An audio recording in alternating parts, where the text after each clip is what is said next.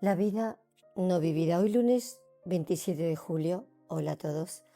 Quiero hablaros de esto. ¿Hasta qué punto estamos expresando lo que realmente somos, nuestra potencialidad real?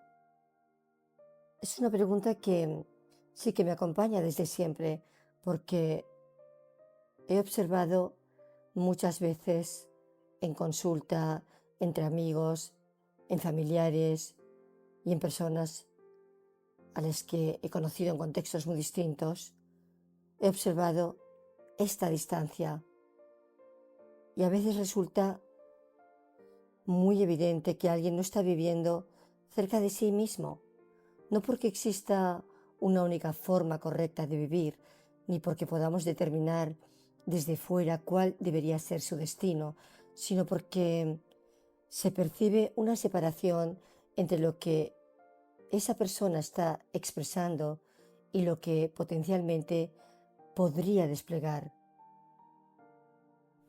Hace años, un psiquiatra me dijo que, sí, me lo dijo tal cual, os lo digo tal cual, me dijo que yo tenía el don de ver el alma de la gente, de percibir su potencialidad real. Esta expresión puede resultar quizás excesiva y no la tomaría en un sentido literal, pero reconozco que apuntaba a algo que me ha ocurrido desde siempre. Suelo captar, es verdad, suelo captar con rapidez cuando una persona está conectada con sus capacidades más propias y cuando por el contrario se encuentra muy alejada de ellas. Y no me gusta hablar de la mejor versión o de la peor versión de una persona porque reduce la complejidad psicológica a quizás una escala demasiado simple y puede incluso introducir una valoración moral. Me interesa más hablar, sí, de estados de mayor o menor integración, voy a decirlo así, de formas de expresión, de funcionamiento que permiten esa expresión de las propias capacidades y de otras también que las inhiben, las deforman o incluso las mantienen inaccesibles. Y supongo que esta forma de percibir se ha ido afinando después de muchos años de escuchar, observar y evaluar a personas en profundidad. Porque mi manera de hacer no se limita a atender a lo que alguien cuenta de forma explícita. Presto atención a sus contradicciones, a sus mecanismos de defensa, a lo que repite sin comprender, a lo que evita, a lo que todavía no puede expresar y aquellas posibilidades que aparecen apenas insinuadas. Podría llamarse intuición clínica, sensibilidad para la lectura psicológica o capacidad para reconocer patrones de personalidad. Yo me inclino más por esta, ¿no? No se trata de una intuición mágica ni infalible, sino de una forma de conocimiento que combina experiencia, observación, formación y atención sostenida. A veces la percepción aparece de manera inmediata antes de poder traducirla a conceptos. Después es necesario, por supuesto, analizarla, contrastarla y comprender qué elementos concretos la mantienen. Y creo que esta es una de las razones por las que siempre me ha interesado tanto, ya lo sabéis, tanto la evaluación de la personalidad. Evaluar la personalidad no consiste para mí en colocar una etiqueta ni clasificar a alguien dentro de una categoría cerrada. Consiste en comprender qué variables organizan su manera de sentir, de pensar, de actuar, de relacionarse, qué recursos tiene disponibles y cuáles permanecen bloqueados, qué rasgos facilitan su desarrollo y cuáles lo frenan, lo obstaculizan o lo desvían. Me interesa identificar qué dinámicas impiden que una persona exprese de una forma suficientemente libre aquello que podría llegar a ser. Y a veces intervienen el miedo, la culpa, la dependencia, la necesidad de aprobación, la rigidez, el perfeccionismo o una imagen profundamente devaluada de uno mismo. Otras veces también son determinadas defensas, conflictos internos, experiencias traumáticas, heridas o formas de adaptación que en otro momento fueron necesarias, pero que ahora mantienen a la persona encerrada en un modo de vida demasiado estrecho. Incluso hay veces que se mantienen formas persistentes de funcionar destructivas o empobrecidas que no permiten esa expresión. Y no porque esa sea la esencia de la persona, sino porque ciertos patrones terminan imponiéndose. Repeticiones que deterioran relaciones, decisiones que sabotean las propias posibilidades, maneras de interpretar la realidad que confirman una y otra vez el miedo, la impotencia o el fracaso. Y no me gusta utilizar la palabra fracaso, ya lo sabéis. La persona puede quedar atrapada en una expresión muy limitada de sí misma y llegar incluso a confundirla con su identidad. Por eso la potencialidad no debe entenderse como una promesa grandiosa ni como una obligación de alcanzar una forma ideal de vida. No significa convertirse en alguien extraordinario o rendir más o cumplir una expectativa externa. Se refiere a la posibilidad de vivir de una manera más integrada, más consciente y menos dirigida por aquello que sin ser elegido condiciona tu existencia. La vida no vivida está formada por capacidades que no encontraron un lugar, deseos que fueron desautorizados, voy a decir anhelos más bien que deseos, decisiones que nunca pudieron tomarse y aspectos de la personalidad que quedaron relegados para poder adaptarse, pertenecer o sobrevivir.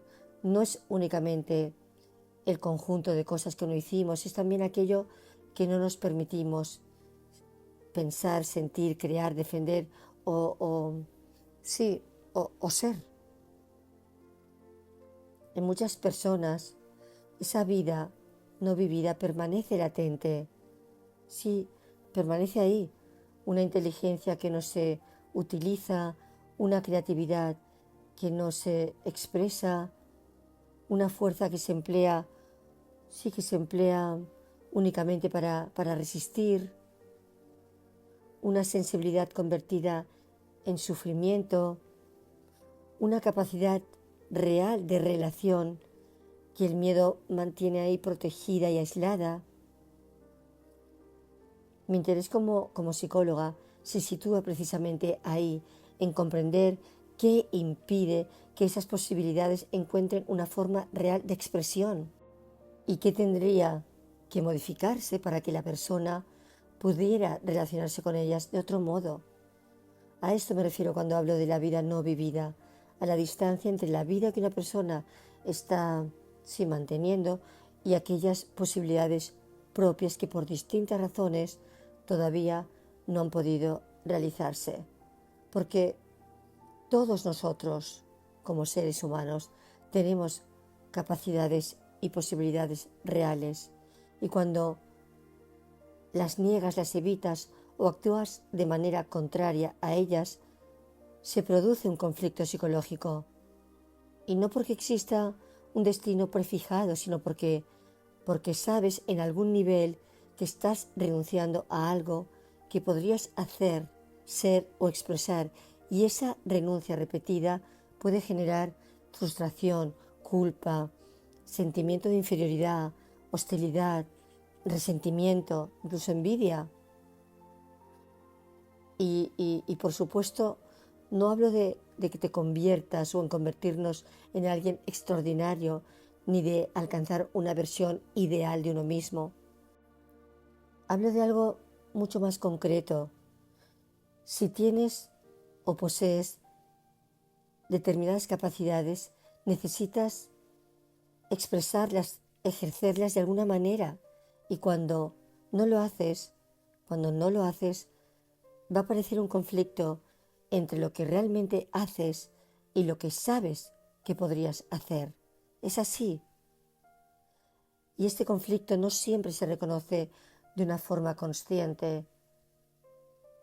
Puedes decir, por ejemplo, que no te interesa trabajar, que no te interesa crear, amar, aprender o comprometerte, pero en algunos casos esa aparente indiferencia oculta otra cosa, oculta miedo, incapacidad, vergüenza,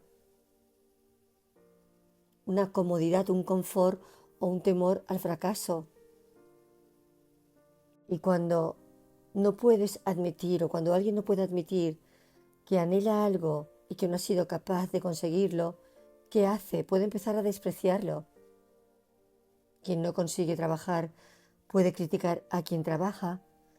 Quien no sabe establecer una relación afectiva, sí equilibrada, sana, armónica, puede afirmar que el amor no existe. Quien no se atreve a crear puede ridiculizar a quien expone, sí, su creación, sí. Quien no asume responsabilidades puede acusar de rigidez a quien sí las asume. No ocurre siempre, pero ocurre con frecuencia. La persona rebaja el valor de aquello que no ha podido alcanzar y de este modo, ¿qué hace? De este modo protege su autoestima. En lugar de decir, me duele no ser capaz de hacerlo, dice, eso no merece la pena. ¿Y aquí qué aparece? Pues aparece el resentimiento. No es simplemente tristeza ni frustración, es, si voy a decirlo así, es una hostilidad dirigida hacia quien representa una posibilidad que la persona ha rechazado, perdido o no ha sabido realizar. La otra persona se convierte en un recordatorio incómodo. Su trabajo recuerda la propia inactividad, su relación recuerda la propia soledad, su disciplina recuerda la propia falta de constancia, su valentía recuerda el propio miedo. Por eso algunas críticas no explican tanto al criticado como a quien critica.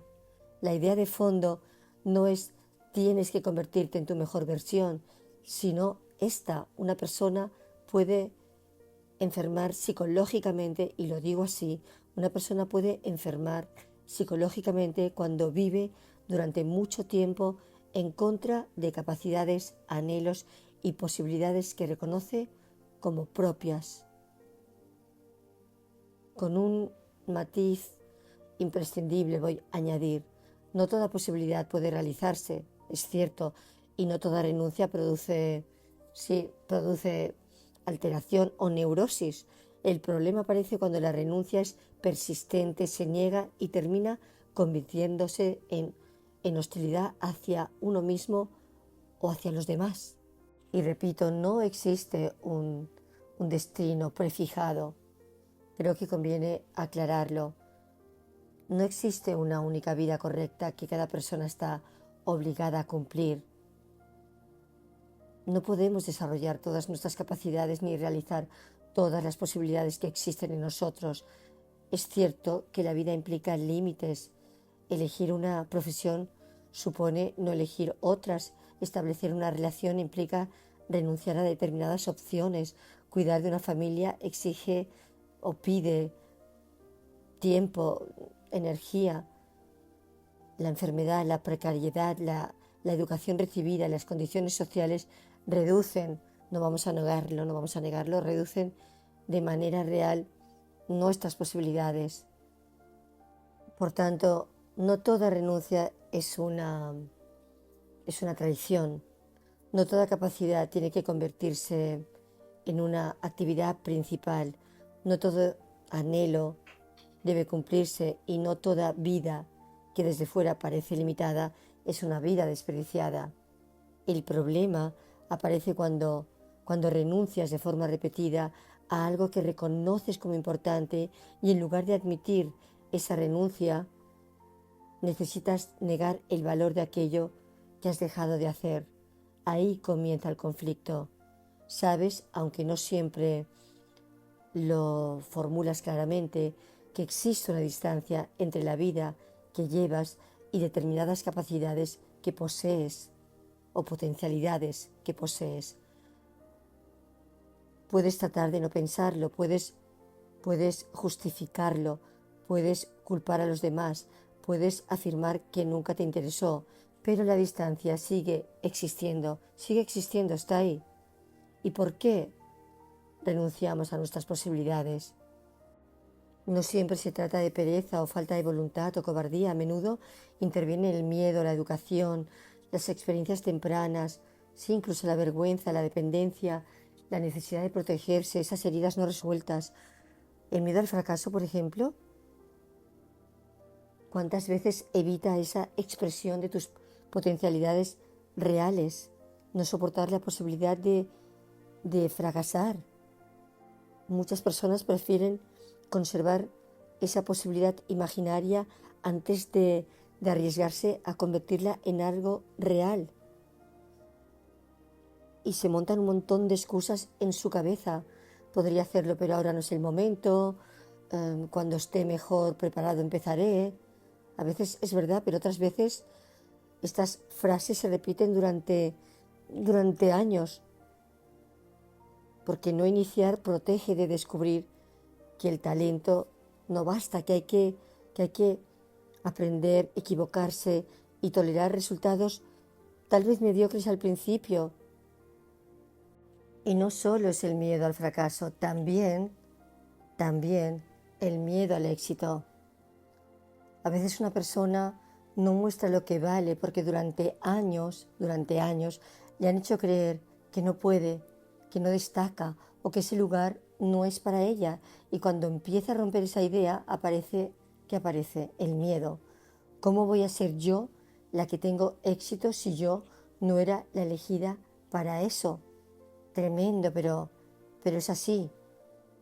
El miedo a la crítica. Personas capaces que han aprendido a depender excesivamente de la opinión ajena. Y antes de actuar imaginan cómo serán juzgadas. Y entonces adaptan su vida a lo que creen que los demás aceptarán, en lugar de a lo que les interesa a ellas, a lo que realmente anhelan. Y con el tiempo también esa adaptación puede producir resentimiento, porque la persona ha renunciado para ser aceptada. ¿Y después qué va a hacer?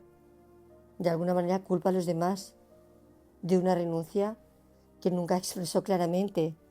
Sí, puedes decir, nadie me apoyó, siempre tuve que ocuparme de todo, y puede haber una parte importante de verdad, pero también puede haber una dificultad para reconocer cómo tú contribuiste a eso.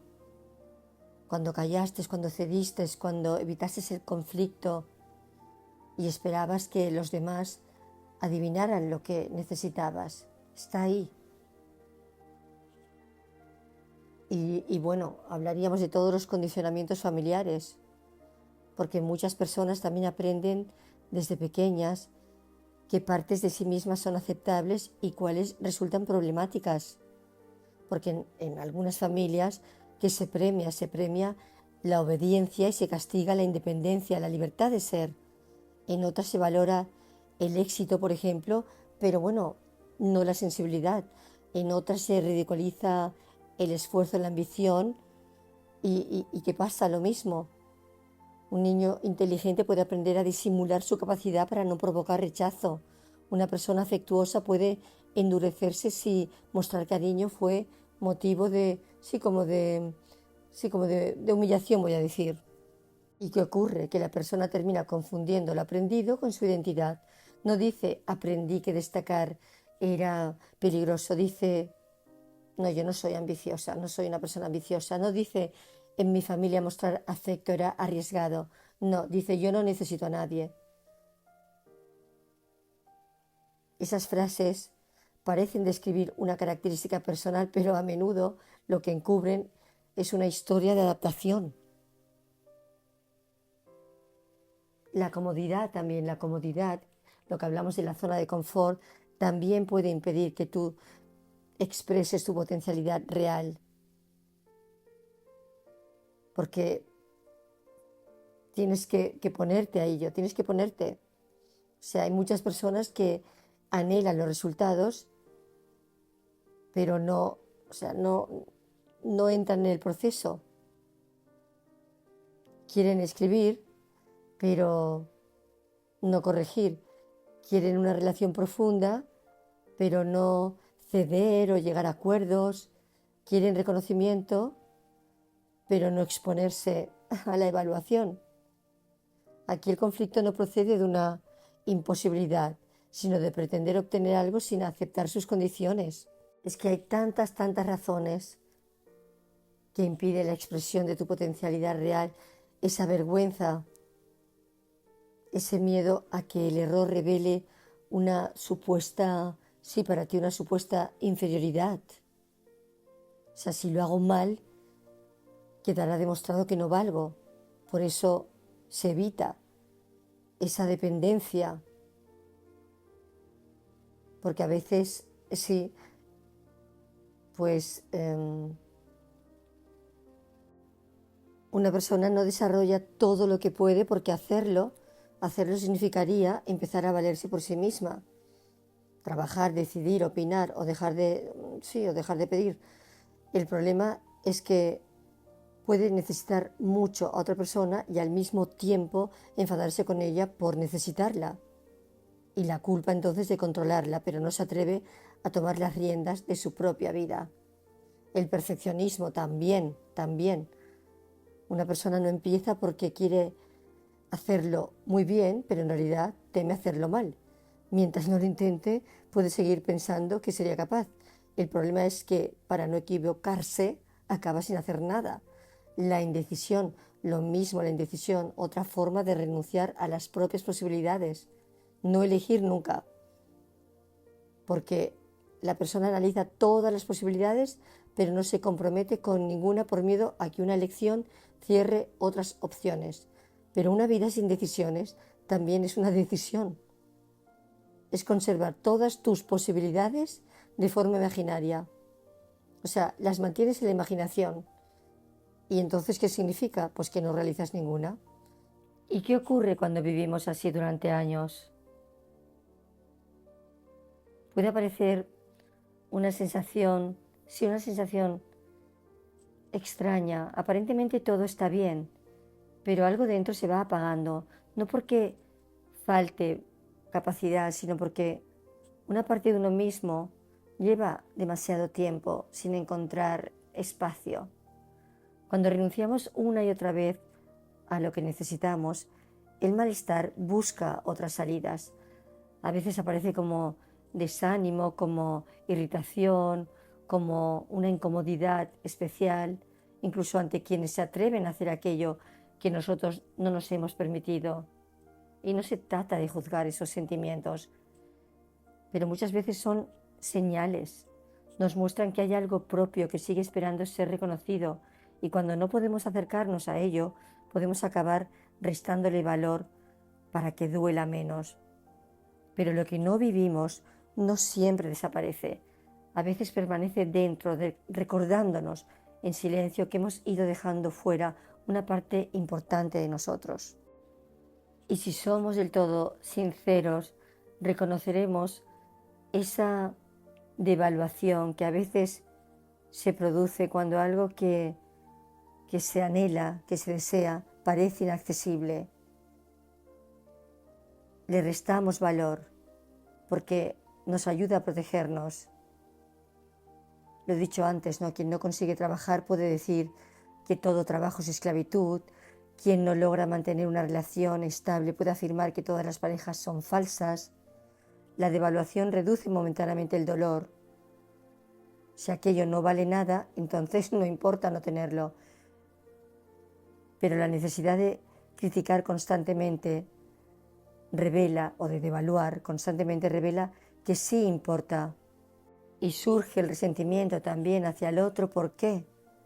Porque el otro, ese que consigue, ese que logra, ese que está, el otro ya no es simplemente alguien que tiene algo, es alguien cuya existencia recuerda lo que uno no ha hecho. Por eso, algunas críticas llegan a ser tremendamente desproporcionadas. No responden únicamente a lo que el otro hace, responden a lo que representa. La persona con ese resentimiento necesita demostrar que aquello a lo que renunció no merecía la pena. No le basta con no vivirlo, necesita rebajarlo. Es curioso, pero es así. Y lo es, y lo veo. Y lo voy a poner en un ejemplo cotidiano. Una persona que quiere desarrollarse, voy a decirlo así, pero teme fracasar. Cada oportunidad le produce ansiedad. Interpreta esa ansiedad como prueba de incapacidad. ¿Y entonces qué hace? Evita la oportunidad, porque la evitación reduce la ansiedad. Ese alivio confirma que evitar era necesario. Pero ¿qué ocurre después? Después se siente inferior por no desarrollarse y para protegerse critica a quienes sí se desarrollan y se aísla y su vergüenza aumenta. Y la siguiente oportunidad produce todavía más ansiedad y así se forma un círculo. La ansiedad es real, pero también cumple una función, permite evitar la situación que produce miedo. Y lo he visto también en las relaciones, en la intimidad. Una persona desea una relación, la desea, pero al mismo tiempo la teme. Y cuando alguien se acerca, empieza ¿qué? A detectar defectos, pierde el interés, elige personas inaccesibles y después concluye que nadie merece la pena. Su soledad confirma su idea de que el amor no existe, pero la conclusión protege de una verdad más dolorosa. Desea una relación y teme todo lo que esa relación pide.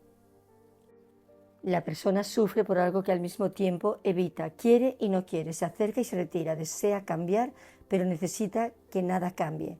No se trata no se trata de un problema neurótico, aunque Abraham Maslow decía que quien da la espalda a sus posibilidades tiene muchos puntos para desarrollar una neurosis. Se trata más bien de comprender la contradicción que existe en uno.